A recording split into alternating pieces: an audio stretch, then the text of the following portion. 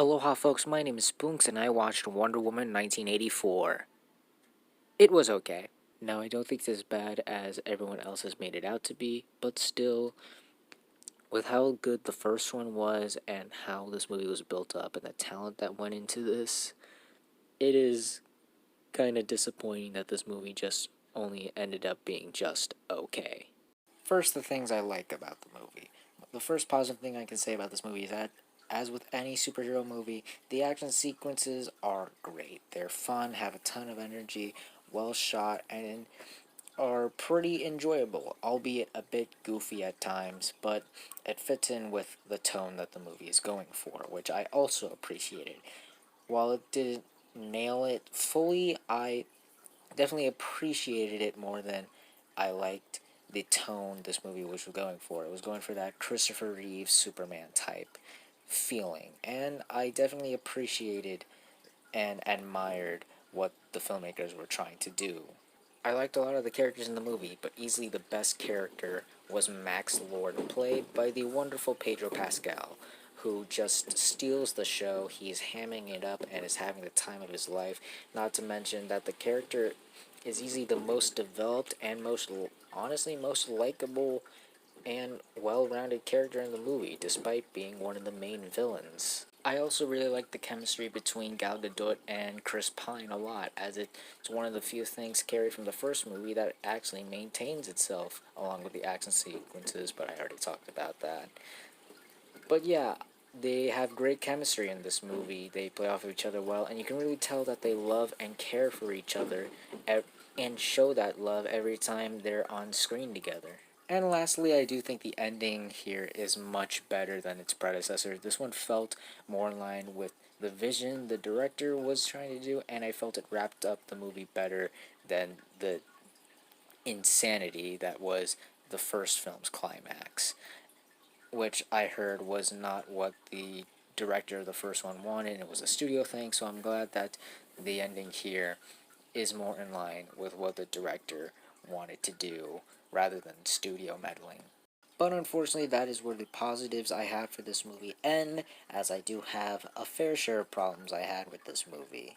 First off, while I did admire what this movie was trying to do with its tone and going for Superman, Christopher Reeves type tone, there were definitely a lot of moments where the film got a little too goofy and cheesy, especially in some of the action sequences where some of the laws of physics are broken, and my suspension of disbelief, I couldn't hold it for much longer, as some of the situations going on were a little too ridiculous. Despite the fashion and brief mentions of the Cold War, the movie doesn't really utilize its 1984 setting, as the movie there's not a single song from the 80s used in the soundtrack.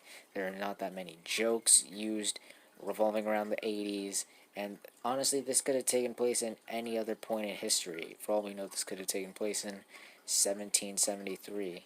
Some of the rules and logic of how things work aren't really well explained and poorly handled, like how the main villain Max Lord uses his power without going to spoiler is a little confusing, and the way they bring Steve back is even more confusing and really didn't make a whole lot of sense, without going into spoilers of course, but it was pretty confusing, and the way they tried to explain it just didn't help the movie any better. And lastly, I feel that the filmmakers spent way too much time developing the villains and less time on Wonder Woman, even though this movie is called Wonder Woman 1984. And they especially spent way too much time on the secondary villain Cheetah, who is just a weak villain with motivations ripped straight out of Amazing Spider-Man 2, and I felt she was really poorly developed and very weak compared to Max Lord. I'm sorry, Christian Wiig, I love you. You're really funny, especially in the Looney Tunes show, but this did not do it for me. So yeah, this movie's just okay. It's not the lowest of lows for the DCEU, it's not Suicide Squad, it's not Batman v Superman, but considering how good the first one was and how good the other DCEU movies have been since the first one came out, like Shazam and Birds of Prey, it's really disappointing to see this movie just turn out to just being alright at best. If you've got HBO Max, sure, turn it on. It won't cost you much on top of the monthly subscription you're paying for, so you can put this on like a lazy Sunday afternoon. But if you don't, and your only option is to go to the theater, I'd say definitely wait till it's available to rent, as I do not think this is something you need to rush out to see. And those were my thoughts on Wonder Woman 1984. What did you guys think of it if you've seen it? Did you like it? Did you hate it? Comment down below and let me know. If you like this video, hit the like button. If you like this channel, hit that subscribe button. Follow me on all the social media links at the end of the video. And until next time, guys, stay sharp. Wonder Woman! All the world is waiting for you and the power you possess. In your satin tights, fighting for your rights.